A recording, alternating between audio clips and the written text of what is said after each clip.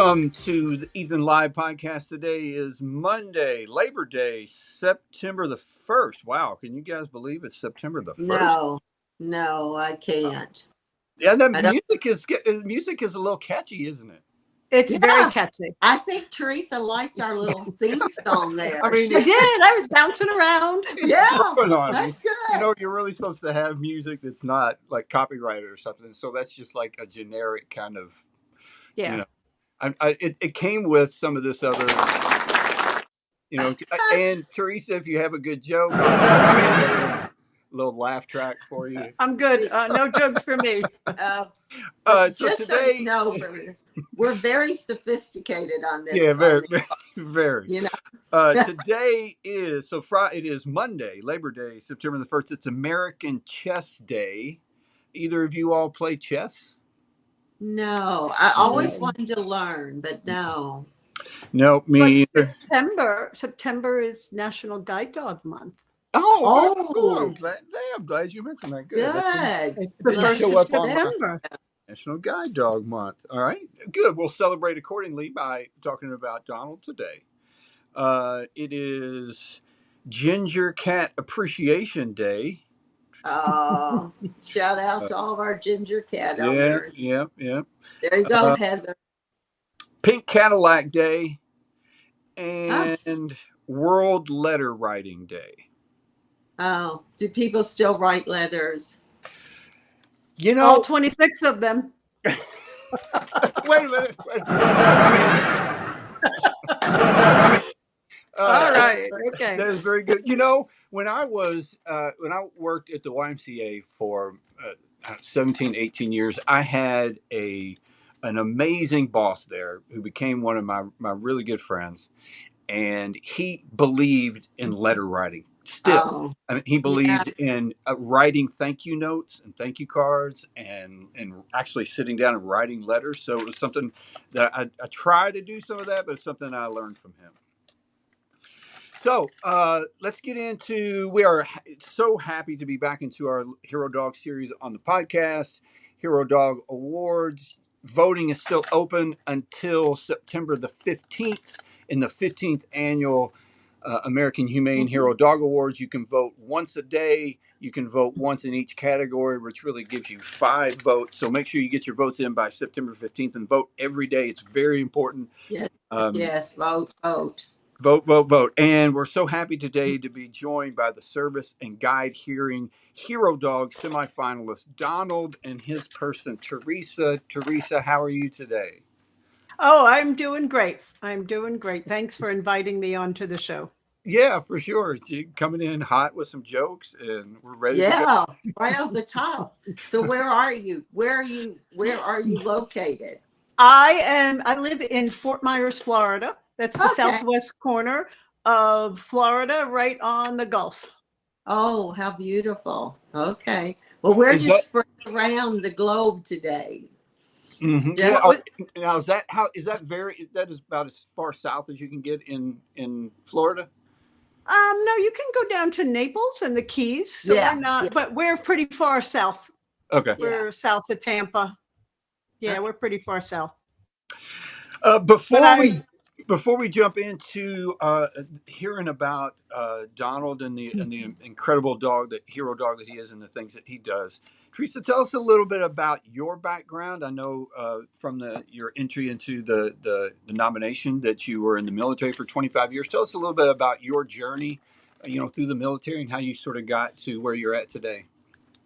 Well, I was born and raised in New York, in Long Island. And I joined the military out of college. I enlisted, and then I decided that I really liked it. So I went back to school, finished my degree, and went in as a quartermaster officer. And I spent 25 years having just a lot of fun, serving my country, being part of history. I served in the Gulf War in 1990, 91. I was in Saudi Arabia, and I've had various jobs, about a new job every year for 25 years, which is why I love the Army so much, because you just went from one job to another. learning new things, but I was mainly a logistician. I worked in fuel and water, bulk fuel and water purification and the storage and handling and distribution. But I've had some other great jobs. My last job, I was a professor of military science at a university in Louisiana, Northwest University in Natchitoches, Louisiana. And I got out of the Army there, but I loved working with young people.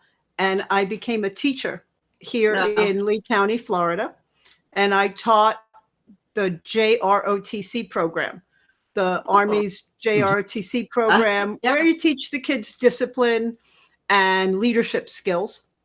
You know, they wear the uniform and they march around. And I taught that for about 7 years. And then my parents moved next door to me. They were elderly and I needed some more free time. So I became an administrator, still in the JROTC program in the county for the last 8 years. And then it's about 7 years for me to lose my vision when I became legally blind. I was getting an eye treatment in my right eye, an eye injection every year for 8 years, every 2 weeks. I'm sorry. An eye injection every 2 weeks for 8 years, over 200 shots in my eye.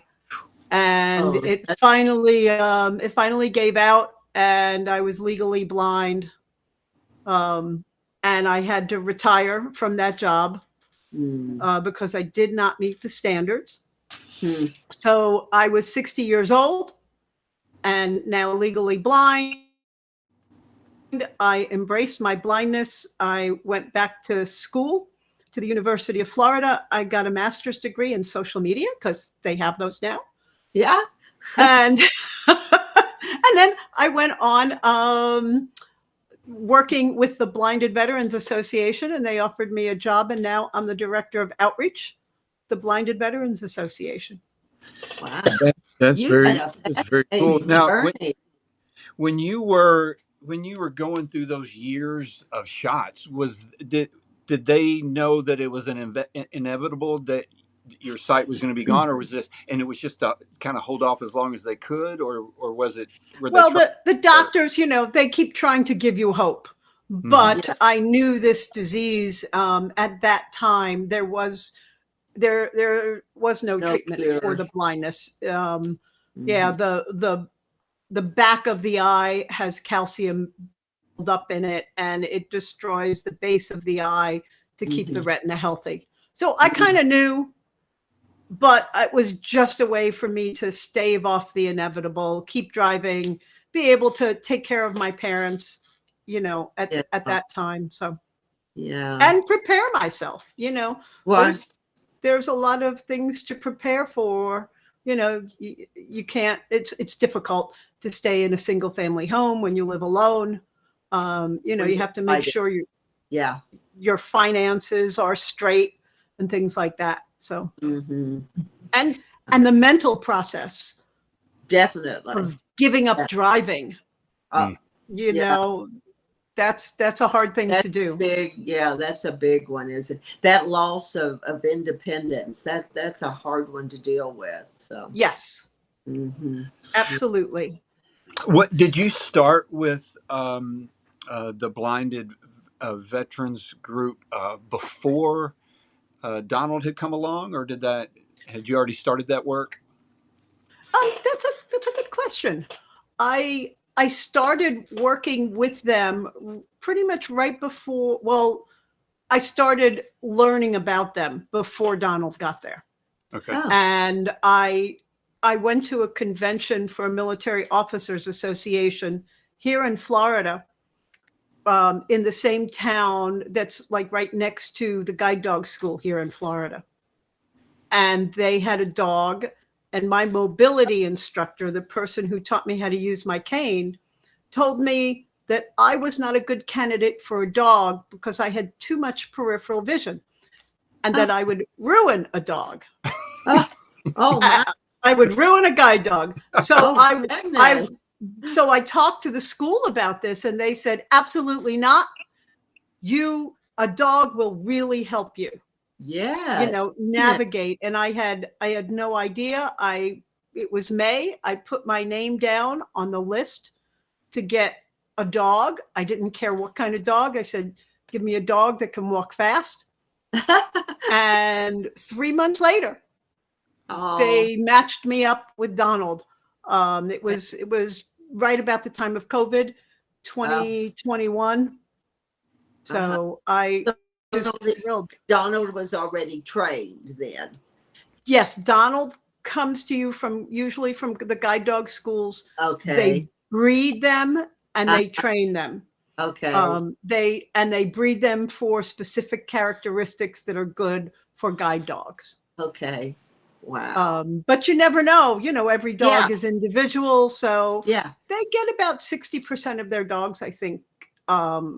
I don't know the exact numbers, but when you breed them and train them, that's about how many make it to that top level of being a guide dog, which is like the highest level of the service dogs. How was your first meeting with Donald?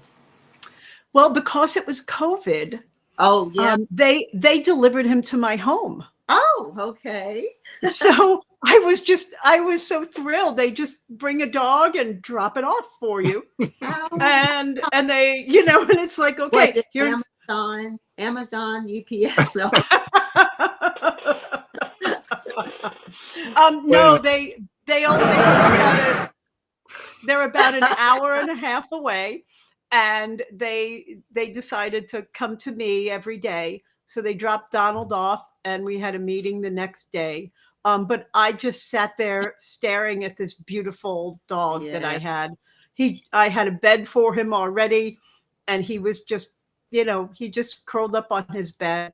And the process with the dogs to help you bond with them, there's Donald. He's beautiful. Is to tether him to you for like, I don't know, 6 or 9 weeks. I can't remember how long. But everywhere I went, he went with me in the house, or he was in a kennel, one of the two. And that helps him know that, at the age of 2, that he is supposed to be with you. And he was fascinating that they train like and that. he knew to do everything. He knew what to do. It was me who needed the training. Oh, so that's what they really do in those 3 weeks is train you. And yeah, like the commands, down and off are 2 different things. And I told Donald, I think he jumped up on my bed, and I said, down. So he laid down, because that's his command, to lay down. And the word, I had to learn that the right command was off. Yeah. And so how long did it take to just have that bond with him that you knew he was going to be there for you? It's interesting because I was the one that needed the training.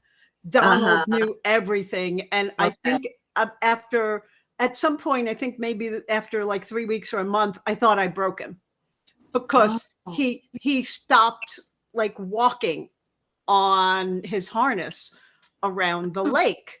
And, he would just walk really slowly. I'm like, oh no, I can't get him to go faster. But, we worked through it. And we went to, I guess we did 3 Disney trips. Because they have amazing transportation and crowds and everything. And that's where he and I really bonded in working together. Because they have trains and boats and gondolas. So I developed my confidence in him by going to Disney 3 different weekends, which was fun. And it also helped me gain the confidence that I needed. Donald knew exactly what to do. Every time he knew. That's amazing. I was worried the first time we went on a plane trip, and I didn't know what I was supposed to do with him and what happens if he did this or this. But we walked onto the plane and Donald just curled right up on the floor and stayed there the entire time. And I was the one nervous and worrying. And so, you know, and now we've been together 4 years, and I don't know what I would do without him. About him. Yeah.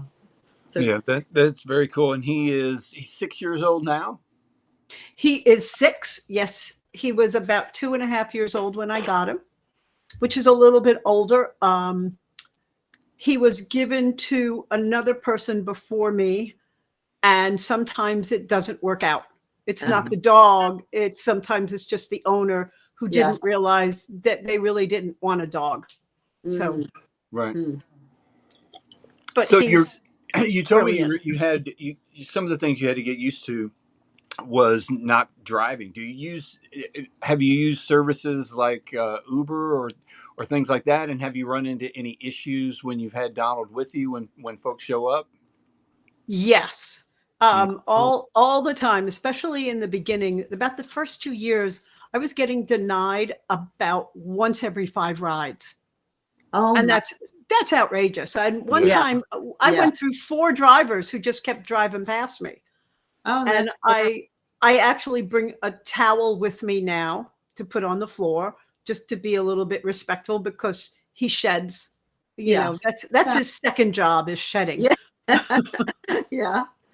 But I've also become very good at complaining to Uber. Okay. And we're now about 1 in every 10 rides is denied. So I have to say I've gotten back over $2,000 because of all the denials from Uber. They're actually very good about compensating you when those things happen. And that's one of the reasons why I continue to use Uber. Because I know how to complain, and they give me back my money. And we take long Uber rides, sometimes 2 or 3 hour rides to Orlando or Miami. Yeah, and you continuing, it's gonna continue to break down those barriers. So it's a good thing you just have stuck with it. And I think it was 2 years ago, with the Blinded Veterans Association, they partnered with Waymo, an autonomous car.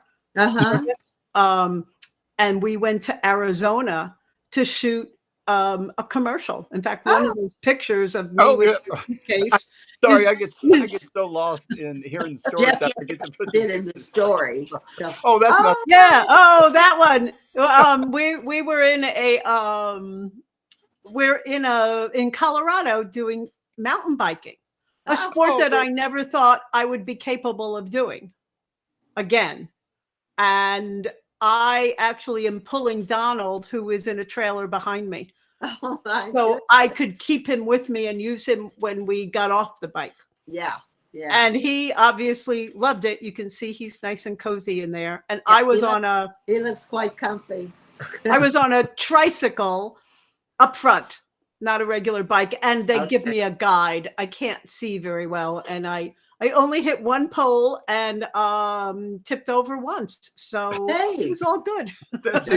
That's because I didn't mean to change. There's such a cute picture. I didn't mean to change the subject. Tell me about this commercial you guys did for the autonomous car. Yeah. So they, as this company, they don't just do a commercial touting themselves. They always partner with a charity to try to highlight issues. And one of the issues they were highlighting is the service denial that you get with the other ride shares. Because you always have to negotiate with the driver when you get in the car and you have a large dog. So when there is no driver, you can just go and sit in a car and there's nobody there to deny you and say, I'm not taking a dog. So we got in the car and, they had cameras everywhere and they were shooting everything. And when they didn't have the camera in there, it was the first time that I was alone in a car in 4 years. Oh, because every time I get in a car, there's another driver. But Donald, Donald didn't know that there was no driver. That wasn't an Yeah. issue to him. It's it's something that people take for granted, and they don't think about. We were going to a courthouse in Jefferson County, and I pulled up on the curb just at a meter, and a gentleman there, he didn't have a dog with him. He was blind. He immediately started to open the back door to get in. And so I rolled down the window and I said, "Hello, what you looking for?" And he said, "I'm looking for my Uber." So I got out to talk with him, and uh, he had like 3 Ubers that just passed him by. Yeah. They showed up, and he didn't either immediately get in. One, he thought just left because they noticed that he was blind. They didn't want to have to deal with it. And so, I told him, I said, who do you got on there? And he said, "I'm looking for this car right here." And I said, "Hey, it's this car completely across the street. Let's just go over there." And so, again, in a simple situation like that, this person could see him across the street and decided to park on the other side of the road, where he would have to cross 4 lanes of traffic Yes. to get over there. Yeah. And it's just, Yes. and when I have my dog with a shopping cart and bags and my dog, it's not safe for me to cross the street to get to those Well, cars. no, definitely not. And the Waymo, those autonomous cars, have signals, and the phone is accessible, so what on the screen on the phone, and if you hit the button, the car will make a sound, and the car will also tell you, walk 50 feet north, or this way, now turn right for 25 feet, and you'll be at the car. So that's the other beauty of it. they're very interesting. We were in San Francisco earlier this year, and I must have seen 15 or 20 of those autonomous cars, and it's when you're it's a little unnerving to think about, but but you put it in perspective for how convenient it makes it for you. Not just, hey, this is where the car is at, and I'm parked here, or this is how you get there, but to the point of not having to deal with a driver that's going to be, could have woken up on a bad day, or didn't want you in the car, doesn't want the dog in the car. You don't even have to fool with any of that stuff. Yeah.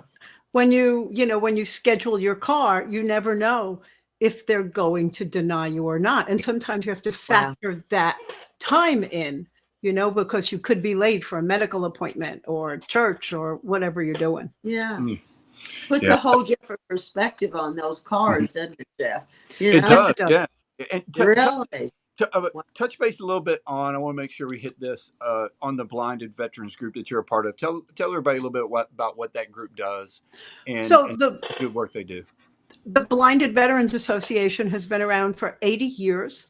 We're congressionally chartered, much like the Disabled American Veterans Organization. They have commercials all on TV now. You've seen them. The American Legion, the Veterans of Foreign War. But we only work with low vision and blind veterans. Our membership is free. You get lifetime free membership if you're a low vision or blind veteran. And we advocate in front of Congress, and we work with the Veterans Affairs to let them know what's going on with the blinded veteran community. And we support the blinded veterans by advocating for them, helping them with their claims, and even sponsoring them on some of the adaptive recreational clinics that the VA, the Veterans Affairs, runs. For example, this Saturday, I'll be flying to Iowa for a golf clinic run by the Veterans Affairs and another organization, which is free for disabled veterans. So you have blind veterans golfing, and you have veterans in wheelchairs golfing. And if you think about that, you can't hit a ball if you're sitting down. So they have chairs that stand them up. Huh. They're strapped into like a little golf cart that stands them up so that they can swing properly. And they have PGA golf pros there offering tips. And Donald comes with me. He's with me as I'm all over the greens and the course and everything. And he rides in the car. That's very cool. First, if we didn't mention it earlier, I know we did off the air, but thank you so much for your service to the Yes. Oh, country, thank you. and also your service for continuing to work with veterans. I think that's a very important thing that we need to focus on in our country.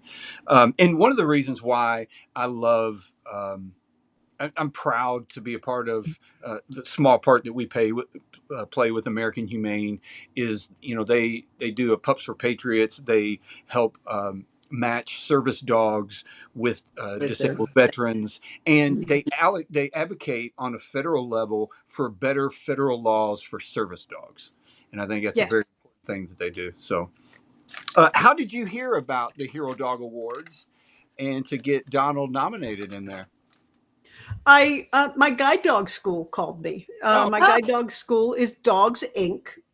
Okay. And they knew that I did a lot of traveling around with Donald, and I was very active all over. And they knew that Donald is just a great dog, very smart, very active. Not that he's the only one; they have a lot of great dogs, but they do a marvelous job of the dog school does Dogs Inc. of keeping in touch with the alumni. In fact, they come every year and make sure that Donald is doing well. His weight is good. His health is good. That, you know, that I'm taking care of him. So that is nice that they That's follow very, up. yeah, and how cool was it to find out that you were a semifinalist?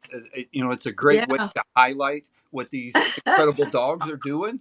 I was shocked. I was Were absolutely shocked. Yes, I love Donald. I thought I think he's amazing. He's truly changed my life. And he keeps me safe everywhere we go. Yeah. And he's given me back my independence. There's a picture of us graduating. Yep. Let's see. So this is a cute story. If I can find that one. I completed my master's degree in social media at the University of Florida, and I was working for the Blinded Association convention. So I only had time to fly in to UF to walk across the stage for one day. So I did not invite any family because I was only in Gainesville for, I don't even think 12 hours. Matter of hours. Flying in, flying back out to work at the convention. And I let them know that I had the dog, coming with me, and they put me up front so we wouldn't have to be, wandering through chairs and everything. And I whispered to the guy next to me. I said, your parents are here and your sister. Could you please text them to applaud for me when I walk across the stage? Because you were planting people in the audience. I love it. Well, I had nobody, and I didn't want to walk across the stage, and the entire place was silent. No, goodness. But as soon as Donald led me onto that stage, the entire auditorium erupted in applause. Oh, shoot. And I'm like, hey, everybody, look at us. That's what a very great cool. story. That's terrific. I'm trying to get that picture up here. It didn't come through as a picture, it came through as a link. So I'm trying to get that up. Oh, okay. Oh, I'm sorry. So about if I'm that. looking down, it's because I'm trying to get these pictures up here. And Donald, he's just leading me straight on, and he's hearing the applause and he's loving it. And I think it was the president or who's ever given out the diplomas had to come grab me and pull me back into the right line, They were going to take a hook and pull you off the stage. Yes, exactly. So, part of the reason why I walked across the stage is because I had Donald with me. Yes, you wanted him to see. Yeah, definitely. Yes, I